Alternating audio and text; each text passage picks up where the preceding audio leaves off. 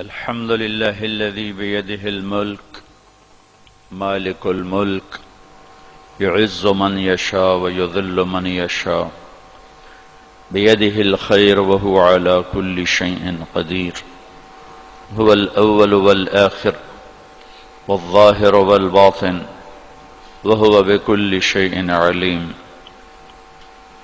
وأشهد أن لا إله إلا الله وحده لا شريك له وأشهد أن سيدنا ومولانا محمدا عبده ورسوله أما بعد فأعوذ بالله من الشيطان الرجيم بسم الله الرحمن الرحيم إن الذين آمنوا وعملوا الصالحات أولئك هم خير البرية جزاؤهم عند ربهم جنات عدن تجري من تحتها الأنهار خالدين فيها أبدا رضي الله عنهم ورضوا عنه ذلك لمن خشي ربه وقال النبي صلى الله تبارك وتعالى عليه وسلم إنكم لتموتون كما تنامون وتبعثون كما تستيقظون وتحاسبون بما تعملون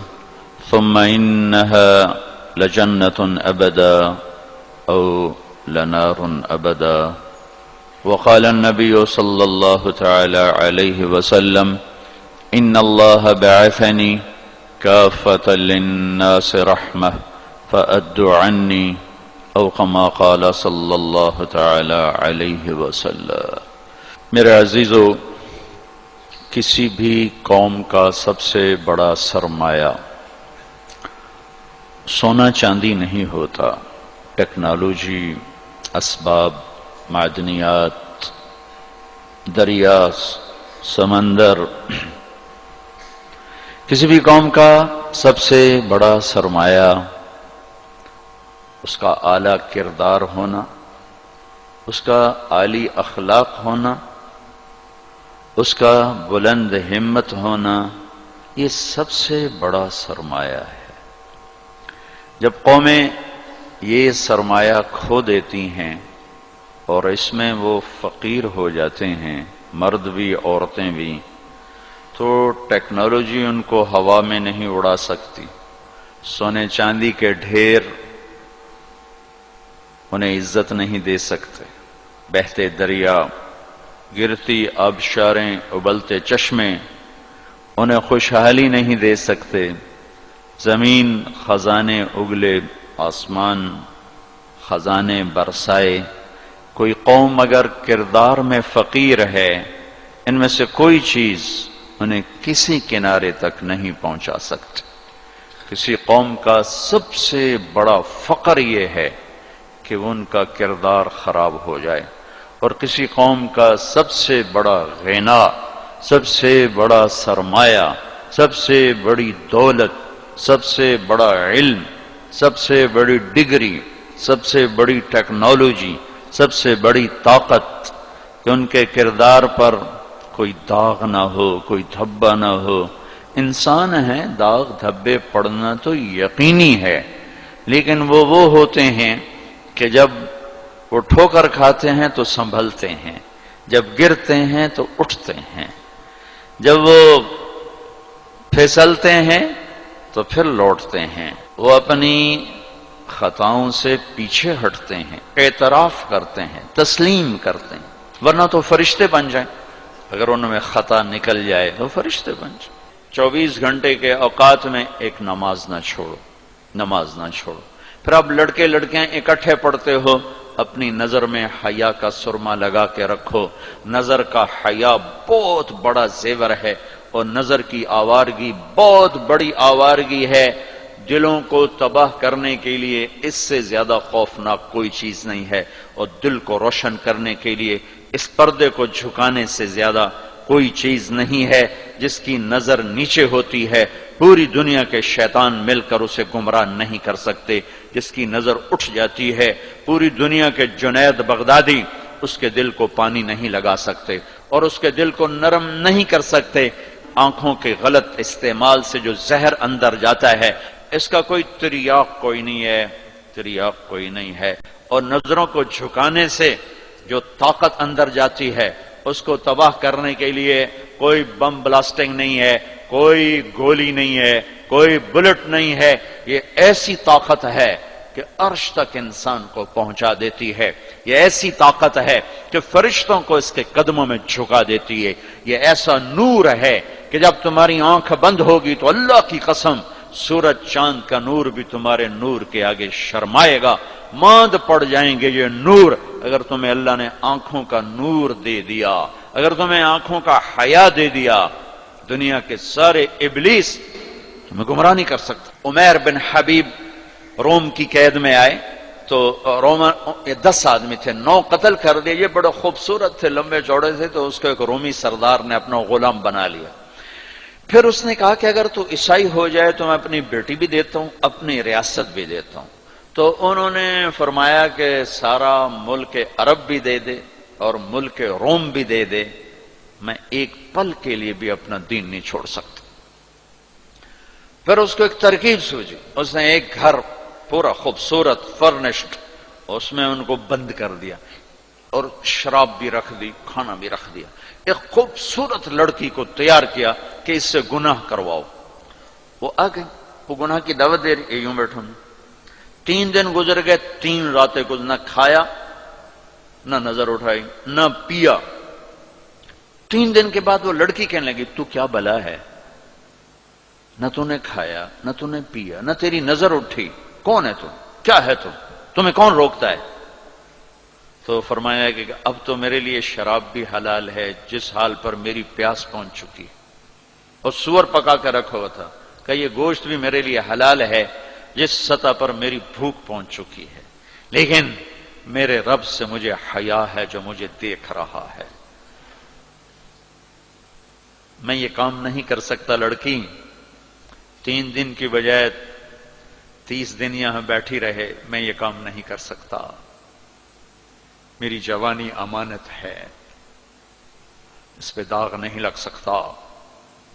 وہ کہنے لگی تیرے جیسے انسانیت کے تاج کو میں قتل نہیں ہونے دوں گی، میں تمہیں چھڑاؤں گی۔ باہر نکل کے کہنے لگی سردار تو نے مجھے کس کے پاس بھیجا ہے؟ لوہا ہے، نہ کھایا نہ پیا، یا پتھر ہے کہ ایک دفعہ اس نے نظر اٹھا کے نہیں دیکھا، میں کہاں سے اس پہ ہاتھ ڈالتی؟ اور پھر رات کو آئی، ایک تھیلے میں کچھ کھانا اور ایک مشکیزے میں تھوڑا پانی، اور اس کو چپکے سے نکالا، کہا کہ یہ دیکھو تارا، قطب ستارہ دیکھا، کہ اس کو یہاں رکھنا کندھے پر اور چلتے رہنا، رات کو چلنا دن میں چھپنا، اگر اس کو تم نے اس سیدھے کندھے کے ساتھ رکھا تو ایک دن تم عراق پہنچ جاؤ گے۔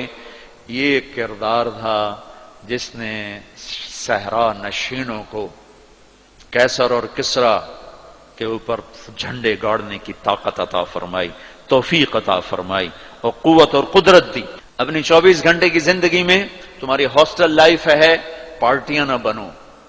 میرے دیش کو مذہبی نفرت نے بھی برباد کیا ہے اور سیاسی نفرتوں نے بھی برباد کیا ہے، سارا ملک زوال کا شکار ہے۔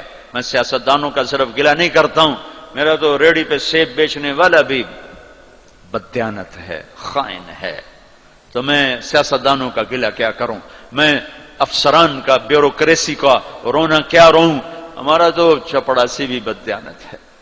اللہ اس کے رسول کی غلامی کو ڈھونڈو ڈھونڈو، مذہبی نفرتوں کا شکار مت ہو۔ ہماری نسلوں میں بڑے دکھ سے یہ باتیں کہہ رہا ہوں کہ جیسی نفرت میں نے پاکستان میں دیکھی ہے مذہب کی، پوری دنیا میں کہیں نہیں دیکھی۔ مذہب کا اختلاف کب نہیں تھا؟ میرے نبی کی موجودگی میں صحابہ میں اختلاف تھا، نبی کی موجودگی میں اختلاف تھا، اختلاف ختم ہی نہیں ہو سکتا۔ محبت کرنا سیکھو، محبت کرنا سیکھو، محبت کرنا سیکھو۔ تم اپنے نبی کی سیرت اٹھا کے دیکھو، منافقوں کو گلے لگایا۔ عبداللہ بن ابی مرنے کے قریب ہوا، عبداللہ بن ابی غلیظ ترین انسان اور جہنم کے سب سے نیچے، ابو جہل اوپر ہے، عبداللہ بن ابی نیچے ہے، ابو جہل اوپر ہے، عبداللہ بن ابی اس سے نیچے ہے۔ لیکن اس نے اسلام کا لبادہ اوڑھا. میرے نبی کیا عام آدمی، میرے نبی کو تو سارے منافقوں کا پتا تھا کہ کون کون ہے، باقی صحابہ کو نہیں پتا تھا کہ کون ہے، لیکن عبداللہ بن ابی کے بارے میں سب کو پتا تھا یہ منافق ہے. اس کے بیٹے آ گئے، وہ صحابی تھے، کہ یا رسول اللہ میرا باپ مر رہا ہے، آپ جنازہ پڑھائیں گے؟ کہا ہاں پڑھاؤں گا. تو اس کے کفن کے لیے آپ اپنا کرتا دے دیں گے؟ کہا ہاں. آپ نے اپنا کرتا اتار کے دے دیا. آپ کہتے ہیں میں منافق کے لیے کیوں کروں؟ کرتا دے دیا. وہ مر گیا تو اس کے جنازے پہ کھڑے ہو گئے. حضرت عمر سامنے آ کے کھڑے ہو گئے، یا رسول اللہ یہ کون ہے پتہ ہے؟ کہا ہاں پتہ ہے. کہا تو اس کا آپ جنازہ کیوں پڑھا رہے ہیں؟ کہا میرے اللہ نے مجھے ابھی تک روکا نہیں، یوں کہا ہے پڑھ یا نہ پڑھ میں معاف نہیں کروں گا، میں پڑھتا ہوں شاید اللہ معاف کرتا.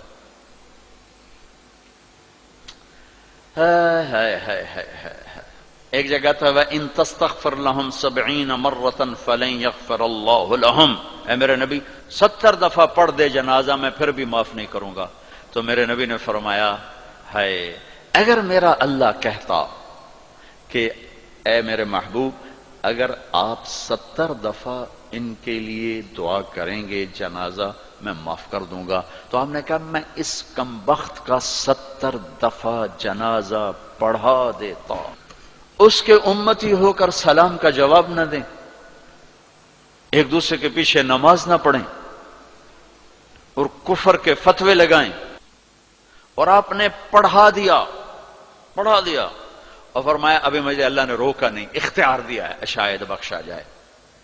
وہ اس کی میت کو لے کر گئے، وہ جلدی نکل گئے، اب ذرا پیچھے رہ گئے تو اس کو قبر میں اتار دیا تھا. ہم نے کہا باہر نکالو. اس کی میت کو باہر نکالا، اپنا لعاب اپنی انگلی پہ لگایا اور اس کے منہ میں ایسا ڈالا کہ شاید اللہ اس کی تو فعل ہی اس کی بخشش فرما دے. اس منظر کو دیکھ کر 100 منافق کلمہ پڑھ گئے، 100 منافق کلمہ پڑھ گئے. میرے بچوں ایسے علماء کا اعلی کار مت بنو جو تمہیں دست و گرے باں کر دیں، جو تمہیں مسلمان کو کافر پیش کریں. مسلمان بنو، مومن بنو، مسلمان بنو. اللہ نے ہمارا نام یا مسلم رکھا یا مومن رکھا. میرا تیرا تعارف ایمان ہے، اسلام ہے. ایک دوسرے سے ایسی نفرت، امت تو ختم ہو گئی، گروہ بن گئے، فرقے بن گئے، ٹکڑے ٹکڑے ہو گئے. تو اللہ کی مدد کس پر آئے؟ کس پر آئے؟ کیوں آئے؟ ادھر مذہب کے نام پہ نفرت اور ادھر تہذیب کے نام پہ ننگا پن اور ناچ آوارگی. کدھر اللہ کی مدد آئے؟ مسلمان بن کے رہو اپنے حوصلوں میں. تمہارے ان بچوں میں کوئی آپس میں لڑا ہوا ہو ابھی اٹھ کے گلے لگنا کہ میرے نبی کا فرمان ہے 2 مسلمان لڑ پڑیں پھر 3 دن تک صلح نہ کریں تو میری طرف سے یہودی مریں عیسائی مریں، مجھے ان کی کوئی ضرورت نہیں ہے. اور ہر پیر اور جمعرات کو اللہ کی بارگاہ میں اعمال پیش کیے جاتے ہیں، اعمال پیش کیے جاتے ہیں. جب 2 مسلمان، 2 عورتیں، 2 مرد، 2 نوجوان، 2 لڑکیاں، 2 لڑکے، 2 بھائی، 2 پڑوسی آپس میں لڑے ہوئے ہیں، سلام دعا نہیں ہے، تو اللہ تعالیٰ فرماتے ہیں ان کی فائل واپس کرو، میں اس پر نظر رحمت نہیں ڈالوں گا. جب تک یہ توبہ نہیں کرتے مجھے ان کا کوئی عمل قبول نہیں ہے. میرے بچوں میں نے حوصل لائف گزاری ہے. ہم تو جانور تھے اور اس زمانے میں ایسے تبلیغ کا کام بھی نہ تھا. میں نے تمہیں پہلے بتایا کہ 2-3 لڑکے اقبال حوصل کے لان میں نماز پڑھ رہے ہوتے تھے، وہ باغیچے میں، نماز کا کسی کو پتہ ہی نہیں تھا. اب تو ماشاءاللہ بہت بہار ہے. لیکن ایک بات یہ تھی کہ مذہب کا بھی پتہ کوئی نہیں جانتا تھا فرقہ کیا ہوتا ہے، اور یہ وہ فرقہ ہے، یہ وہ فرقہ ہے. سب مسلمان بن کے رہتے تھے، ہوتے غافل تھے، پتہ کچھ نہیں تھا. تو آج تو ماشاءاللہ بہت بیداری ہے. اللہ تعالیٰ آپ کو جزائے خیر عطا فرمائے. محبت سے رہو، الفت سے رہو، نفرتوں سے. ہماری آپس میں